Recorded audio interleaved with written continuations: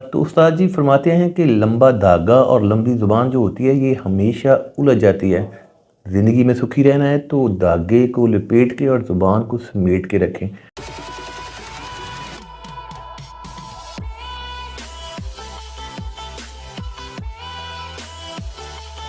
السلام علیکم، میں ڈاکٹر سہیل خان، میں ایک موٹیویشنل اسپیکر ہوں، ایک چھوٹی سی ننھی سی کہانی کے ساتھ۔ ہوتا کچھ اس طرح سے ہے کہ ایک چھوٹا سا خاندان، ایک چھوٹا سا پریوار ایک گاؤں کے اندر رہ رہا ہوتا ہے۔ میاں بیوی ہوتے ہیں اور ان کی ایک چھوٹی سی ننھی سی پیاری سی بچی ہوتی ہے۔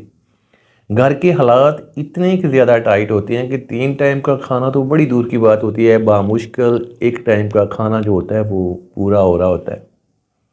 انہی چیزوں کو لے کر کے، انہی حالات کو لے کر کے ننھی بچی جو ہوتی ہے وہ اپنے باپ سے سوال کرتی ہے کہ ہمارے گھر کے حالات ٹھیک کیوں نہیں ہو رہے۔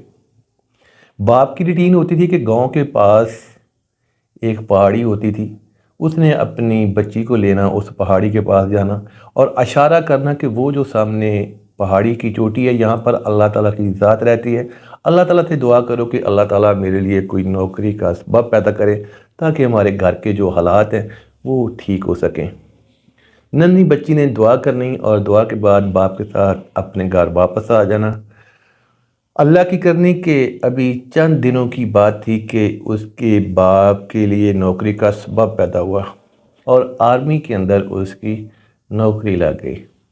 نوکری کو ابھی چند سال ہی گزرے تھے، باپ اپنے گھر چھٹی پہ آیا ہوا تھا، پیچھے سے ایک بلاوا آیا، ایک پیغام آیا کہ پڑوسی ملک کے ساتھ جنگ شروع ہو گئی ہے، جتنی جلدی ہو سکتا ہے واپس آپ اپنی یونٹ میں پہنچیں۔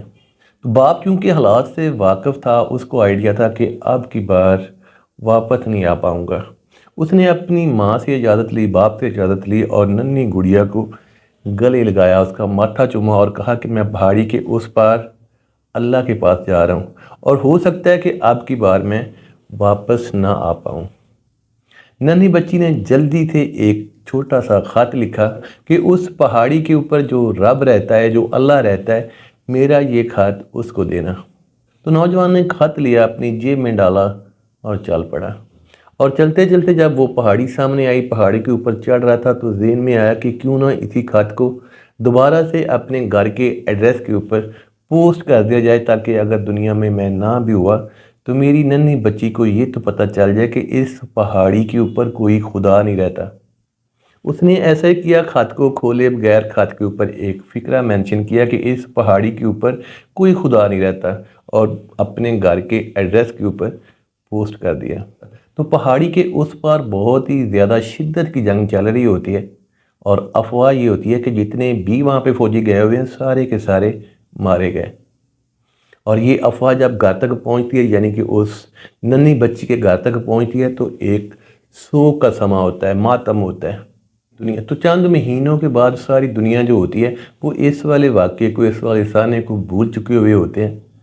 ننھی گڑیا ابھی بھی اپنے اللہ سے دعا کر رہی ہوتی ہے۔ تو اللہ کی کرنی کے شام کا ٹائم ہوتا ہے، دروازے کے اوپر نوک ہوتی ہے، گڑیا بھاگ کے جاتی ہے، کیا دیکھتی ہے کہ سامنے اس کا باپ کھڑا ہوا ہوتا ہے۔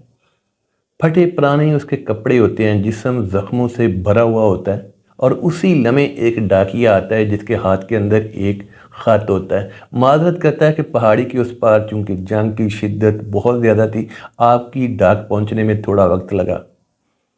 وہ نوجوان یعنی کہ گڑیا کا باپ اس خط کو پکڑتا ہے، کھولتا ہے، اوپر جو تحریر لکھی ہوتی ہے کہ اے اللہ، میں اپنے ابو کو تمہارے پاس بھیج رہی ہوں، اس کو صحیح سلامت واپس میرے پاس بھیج دینا۔ وہ نوجوان اپنی ننھی گڑیا کو گلے لگاتا ہے۔ گڑیا پوچھتی ہے کہ بابا آپ آ گئے؟ تو نوجوان کہتا ہے جی بیٹو، میں نے تو آنا ہی تھا چونکہ آپ نے اللہ کو خط جو لکھا تھا۔ تو دوستو ہوا کچھ اس طرح سے کہ جب جنگ چل رہی تھی جتنے بھی وہاں پہ فوجی تھے سارے کے سارے مارے گئے اور یہ واحد نوجوان تھا جو کہ وہاں پہ جنگی قیدی ہوا اور ایک دن اللہ کی مدد سے موقع پا کر وہاں سے بھاگنے میں کامیاب ہوا۔ تو دوستو اللہ تعالیٰ کی ذات کو انسان کا یہ والا عمل بہت ہی زیادہ پسند ہے کہ اللہ تعالیٰ کی ذات سے ہمیشہ مانگتے رہنا۔ حضرت علی کا قول ہے کہ اللہ تعالیٰ کی ذات انسان کے لیے صحیح وقت کے اوپر صحیح دروازہ کھولتی ہے اور اللہ تعالیٰ کی ذات سے کبھی بھی مایوس نہ ہونا۔ تو انسان کے بس میں ہوتا ہے کہ وہ ہیلا کرے اور رب کے بس میں ہوتا ہے کہ وہ اس ہیلے کا وسیلہ پیدا کرے۔ مجھے سننے کا بہت بہت شکریہ۔ اللہ حافظ۔